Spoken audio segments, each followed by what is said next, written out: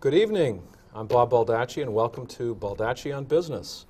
This, believe it or not, is our final show for this season, and I'm very, very pleased tonight to introduce two special guests, good friends of mine. On my immediate left is Steve Woods, a very successful businessman here in Falmouth and Portland area, and Steve is a company called Tidesmart Global. And Fred Forsley, you know Fred is the creator, the owner, president and CEO of Shipyard, one of the best beers, the best beer in the state of Maine, if not the country. And guys, thank you very much for being here. And I think bringing two successful entrepreneurs on the show, I think is going to be instructive and helpful to our viewing audience tonight to hear firsthand from you both how you got into business, why you got into business, some of the lessons you've learned along the way, and some of the challenges you face in running a business here in the greater Portland area. So, Fred, why don't we start with you? Just a little bit of your background. I know you're from Maine. You grew up in Gray. Yeah, my family had a business in Gray. My dad was a World War II vet, and he was a psychiatrist. And when he got out of the war, he started a home for veterans. And my mother and he ran it, and as a family, we ran it together. And that was probably the biggest entrepreneurial lesson I ever learned in my life. Working for your parents. Yeah, 24/7. Yeah. If there was somebody that didn't show up for the 11 to 7 shift, yeah. somebody needs to cover that shift. So, so that was the first, and then from there I got into real estate, and through a friend of mine in Gray, Mike Liberty, which we all know. But long story short, real estate led me into the beer business. So how did that happen? That happened. A good friend of mine, Gordon Hirschbees, was involved in an investment in Kennebunkport, and it was a failed real estate deal in which people had taken a lot of opportunity risk on in the 80s, late 80s, and it just was a little premature. The deal had ended up failing, and there needed to be something that could work. And long story short, my brother Richard lives in Pensacola, Florida, and the brew pub business was just taking off, and I came back with that idea of trying to start a brew pub in Kennebunkport. So that was your idea, Federal Jazz? Well, yeah, it was actually my brothers and Gordon were all having a beer in Pensacola, Florida, saying this could work in Kennebunkport. So I'll give them some credit too. And from there you developed Shipyard Brewery. And because Kennebunkport was on the harbor, and there was 12 shipyards in Kennebunkport in the early 1700s, and Federal Jack was actually a ship that was built in that area, and there were actually 2 of them built in the early 1700s, and that's how we came up with the name. And in 1992, June of 92, we created the first shipyard export. I met Alan Pugsley through, actually tried to get Richard and Eddie from Gritty McDuff's to go down there and do it as a real estate play, and I was going to lease it to them, and then they committed to it and then decided they didn't want to do it, and I had met Alan, and so that's how we started. Well, and it was a huge risk on your part at the time and your partners, but we'll get into that in just a second. Steve, you're from away, Boston.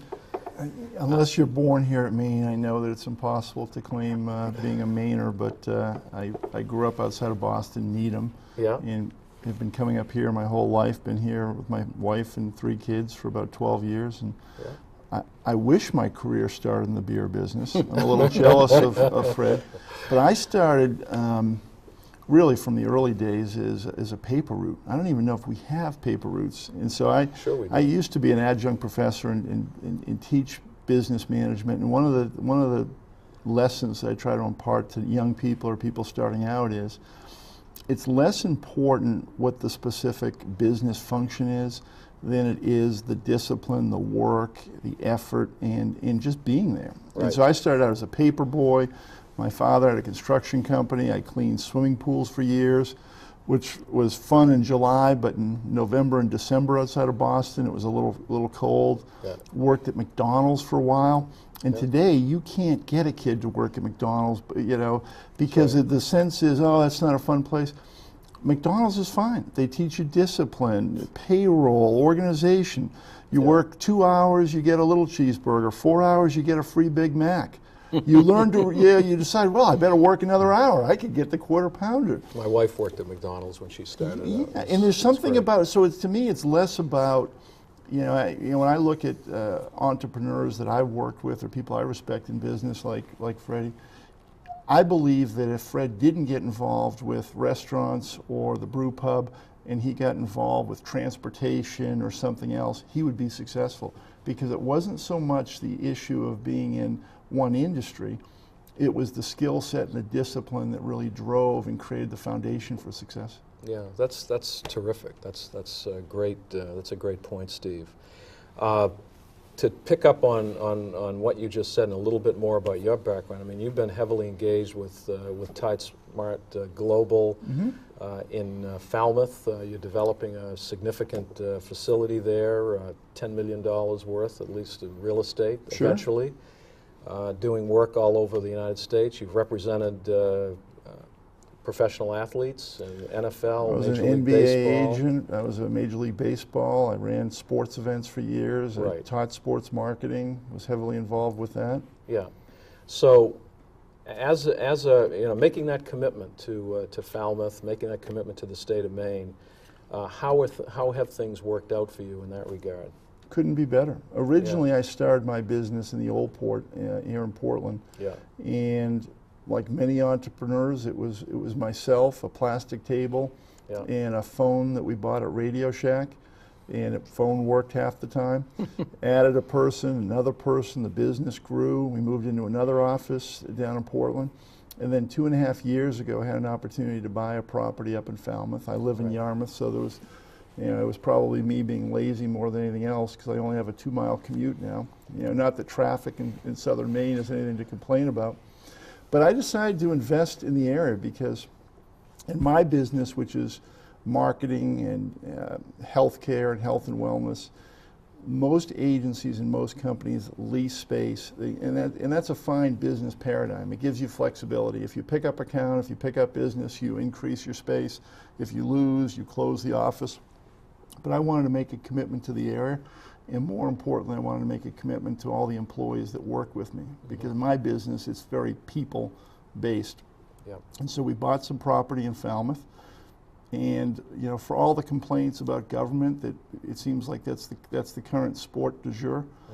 In my case, government helped. You know, SBA loan support. They didn't give me money, but they basically guaranteed a low rate threshold. A Pine Tree program that create a benefit for me to hire people. And then, as you're aware, 2.5 years ago, your brother, when he was governor, came out for the groundbreaking. Yep. And the idea that a governor of a state would come out to, he didn't have to come out, but he came out and he spent 2 or 3 hours. He said, this is great for Maine. Little things like that contribute, I think, contribute in a very big way to a business climate that can be positive. Doesn't have to be negative, as long as, you know, because hope and imagination are some of the big drivers. There's always going to be obstacles. Every government, whether it's low, every municipality has their burdens. I wish there wasn't so much red tape, but throughout the red tape, there's also positive elements. And in my case, I'm very happy being in Falmouth. It's a great community to build a business.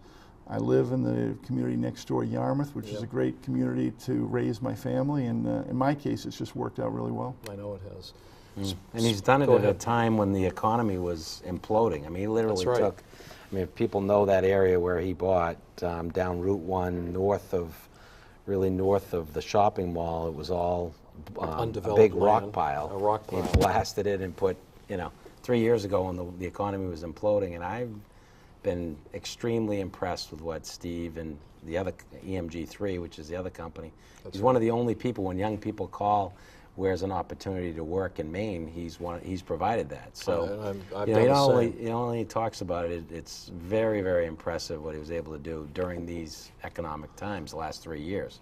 Which has been tough. And Fred, as a Chevrolet graduate, has helped me greatly, because every 2 or 3 weeks I get an email saying, Mr. Woods, I went to Chevrolet, and one of the alumni, Fred Forsley, said I should.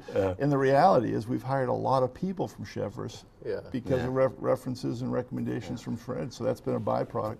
Yeah, and he should add that he has represented some of the major companies in the world. That's right. He does work for them. Steve's a little low key with some of his accomplishments, but you're right. You're absolutely right, Fred. Yeah, no, and I think when you talk about business, and this is what this show is about, having people and mentors that can say, hey, you can do it from Maine, which are companies like obviously LL Bean and a good friend of mine, George Denny with Cole Haan Shoe. I mean, there's a guy who created a major brand from Maine, Freeport, Maine, and succeeded. Right. And obviously there are others long Freddie, ago. who was your mentor?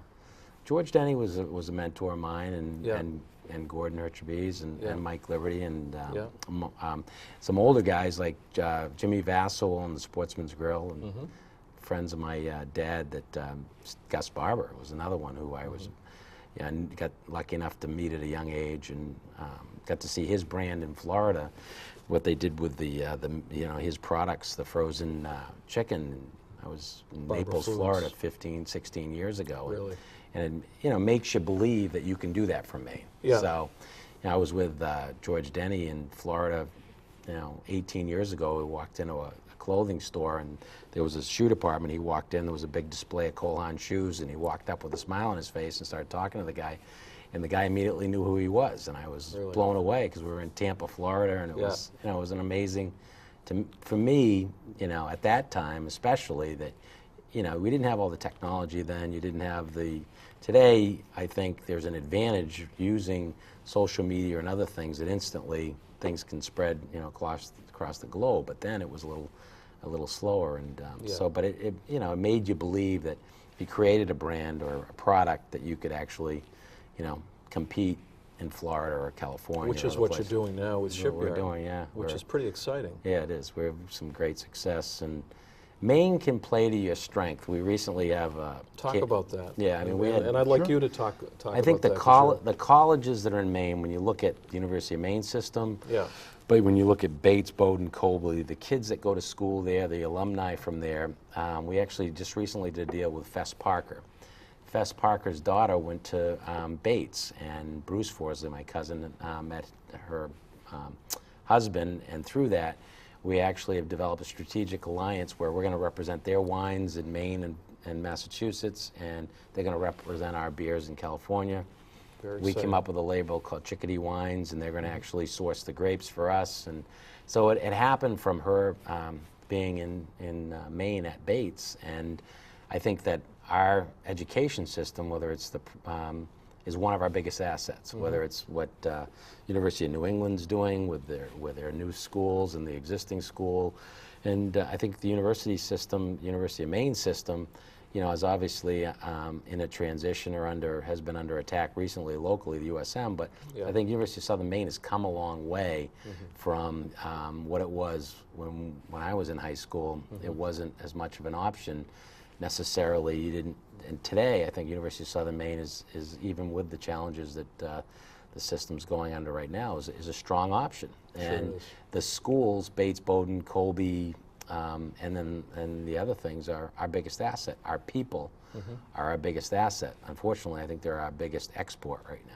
So we had to turn that around. That's right. And we also have to have an editorial note. You mentioned Fess Parker. Yeah. And for the thousands of people watching that may be a little younger than the three of us, it was Daniel Boone. David Crockett. David Crockett. Is that what it was? Because thousands of people are going, Fess Parker, that sounds interesting. Yeah. Who is he? Thanks for clarifying that. I just want to keep tracking the score thing, because I love Fess Parker. Yes, I did as He was one of Disney's first stars, and Yeah. he had made a lot of money in the 50s and 60s and bought a lot of property in the Santa Barbara area and other areas, and he's turned they turned some at the wineries. Great vineyard. And to add to Fred's point, over the last 35 years of my business career, I've been fortunate enough to work in all 50 states. That in itself is a little unusual, and certainly Alaska and Hawaii and some of the is a little more usual, non-contiguous. But my business has taken me literally and figuratively to all 50 states, also 20 countries. And so when I tell people that Maine is a special place, it's not coming from a perspective where I'm just being loyal to where my kids have grown up or where I live or where my business is. In my mind, Maine is the best state, and I just love living in Maine. And part of it is what Fred said, is we've got, you know, some natural resources that are very, very unique. But a lot of it is the combination of the history, the legacy of Maine, which there's a heritage and a legacy that I think goes into the DNA of Mainers. One of the first colonies. There's a work ethic. To live in Maine 240 years ago was hard. Yeah. People forget about in terms of, you know, the settlement, because now we've got iPhones and TVs and there's modern technology. But when the country was founded and when Maine was first settled, in Yarmouth, you drive down the street and you see houses with historic plates saying 1820, 1780. Back then, there was no computer, electricity, there weren't cars, there were horses, they used water, mills for generating. So it was a hard life, but it was a good life. And there's something about that spirit from 240 years back then that impacts our way of life now.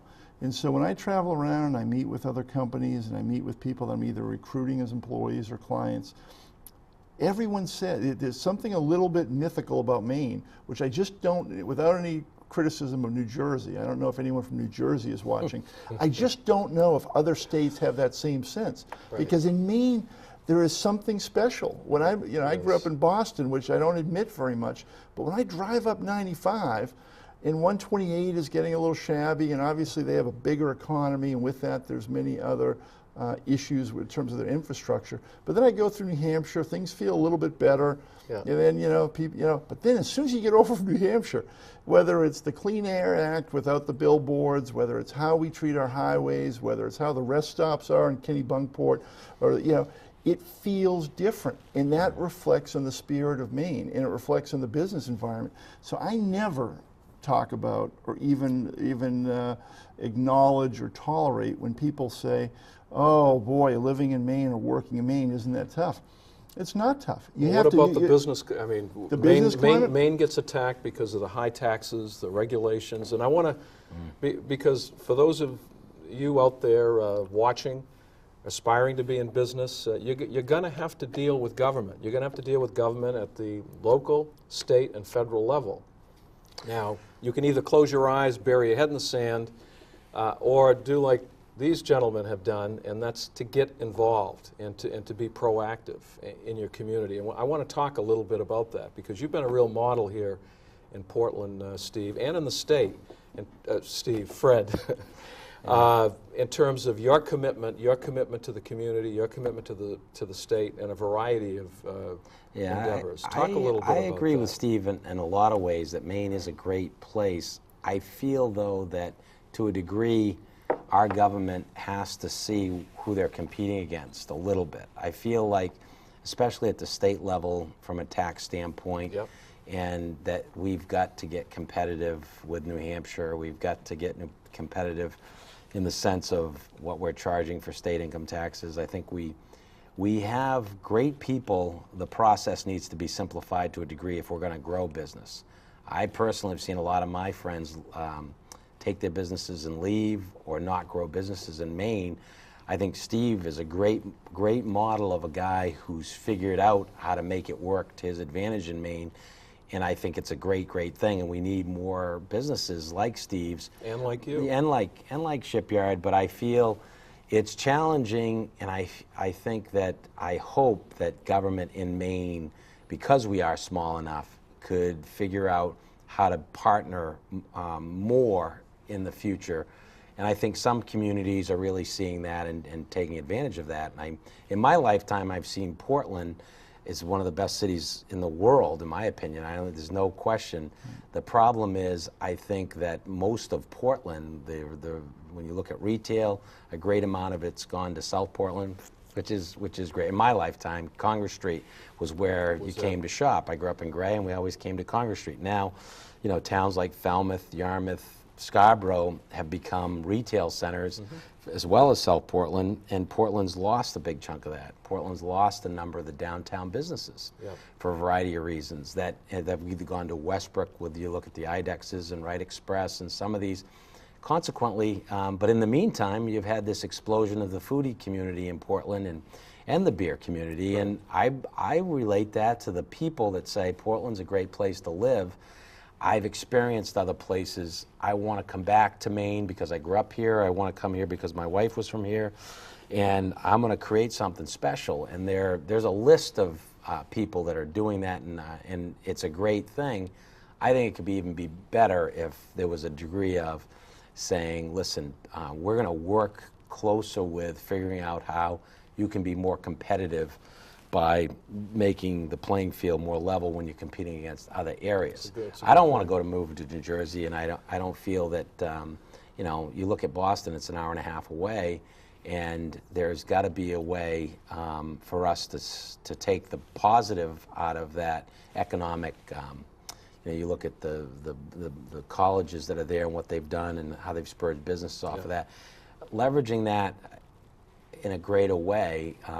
Like we were talking earlier about President Rippage of University of New England. There's a great example of somebody who came to an academic, the University of New England, and has really grown that dramatically to the benefit of the greater Portland area. Oh, yeah. And that is going to pay dividends for a long time.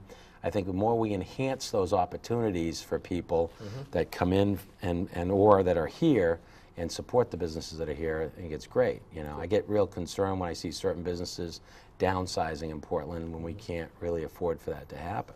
Steve, respond to some of the things that Fred talked about in terms of government and tax issues and things like that. And then, but I do want to interject. This gentleman on my left is going to be a candidate for the United States Senate as an independent, and I'm excited about it. I've known Steve for a while, and I'm excited to have him involved in this race. So we're going to talk a little bit about that. Great. So go ahead. But to Fred's point about government policy, I am currently chairman of the Yarmouth Town Council, so on a very micro level, and really government is basically components of different enterprise, whether it's Yarmouth or the county being Cumberland County or the state, and every enterprise has its own infrastructure. Yep. One of the challenges that Maine has is we have basically a weak economic engine powering a huge infrastructure. You could take almost the other 4 states in New England and fit them into the landmass of Maine. So part of this is policy. I do think we need to be more competitive. I do think that we need to attract more advanced industries. We need to look forward over the next 20, 30, 40 years. And if you look back over the last 40 years, there's all kinds of shifts, going from an industrial complex to technology to cloud-based to web-based. We need to have the vision, and we need to have the government that provides the resources to let businesses and small businesses grow. I think 95% of the economy in Maine is driven by small businesses. And so, you know, whether it's, but part of it is up to the individual too. I've known Fred now for 5 years, and it was funny, before we came on the air, the producer said, make sure you shut off all your phones. I'm going to exaggerate, but to make a point, Fred carries like 6 phones. And so it was like, well, 2, but he's the only person, and I get emails from Fred at 4 a.m. Yeah. And it's not because he's out. It's not because he's out the night before. No, it's because he's working. You have to work hard. You know, I go out to Peaks Island and there's a restaurant there, and it says, "Do you know Fred? This is Fred's restaurant." I told last weekend I was in Nantucket with Katie and the kids, and there was a sea dog, and I sent a text to Fred. Fred, is this yours? Yep, I licensed it to a friend. The people that really succeed, you know, the government should do a better job of taking away the hurdles for business to succeed. But for me, I'd rather see we get away from some of the excuses and say, it's there. We have a good labor force. We have loyal people. If you're in Maine, generally you're here for a reason. Right. You were born here, your family's here, you love lobster, skiing. And so we don't have a transient population other than an outflow of college level students. So for my company, we're all about people. If I hire somebody, they're not going to wake up one day and go, I may go live in Vermont, or I may go live in New Jersey. Whereas in other communities, Boston has New York, LA has Las Vegas, and Oakland. So I love Maine, Bob. I know you do. I'm like a cheerleader. I'm like a cheerleader. That comes through. And We only have, believe it or not, guys, we only have like 2 or 3 minutes left. Oh, wow. You're running for the U.S. Senate in a very crisp, concise statement. Why? Well, when Olympia Snowe announced that she wanted to get out of politics effectively by not running for a 4th term, it resonated with me. Her reason was that she felt as though politics and government was being paralyzed by, and I'm paraphrasing here, by the negativity and by partisan politics. I've been an independent, literally, figuratively, emotionally. I'm just independent. And so I'm running as an independent because I believe that what's happening in Washington and what's happening in the state and what's happening all across the country is we've lost sight of what the issues are. We've lost sight of the business issues, the political issues, the government issues. And truthfully, I think the government's only part of the answer. I think everyone watching tonight is the bigger part of the answer. We have 1.3 million approximately people in Maine. We have about 917 registered voters. In the last presidential national election in 2008, about 750,000 people voted. My challenge to every single voter is to get involved. Vote for me, vote for Angus, vote for one of the Republican or Democratic candidates, but don't just vote out of a knee-jerk reaction because there's a D letter, an R letter, an I letter, or don't just vote because Angus seems like a nice guy. I have great respect for what Governor King did in his time in office, but that was 10 years ago. I really want everyone to be engaged in this election looking at the issues. Good. And I'm excited about participating, and my daughter Cammie, who's 12, is my manager. She's my campaign manager. Which is cool. And it's about the future. And it's not just a hokey thing. I think, for us and for many people watching that are in their 40s or 50s, we'll get through the tough economy and $8 gas prices or $4. But for kids who are 12 and 4 and 8, the future is theirs, and that's what I want to fight for. We're done. Awesome. We're done. Great. And this has been a great show. Thank you. It's been a great show. I so wanted much. you to try to get the last word in. No, it's good. I'm glad Steve. Excellent, Steve. No, thank you very much, Bob. Really, that was great. Yeah, I wish we could. Next season. I wish we had an hour. I wish we had an hour. Then we should come back. Because, well, next season. But there's a lot to. I mean, we just scratched.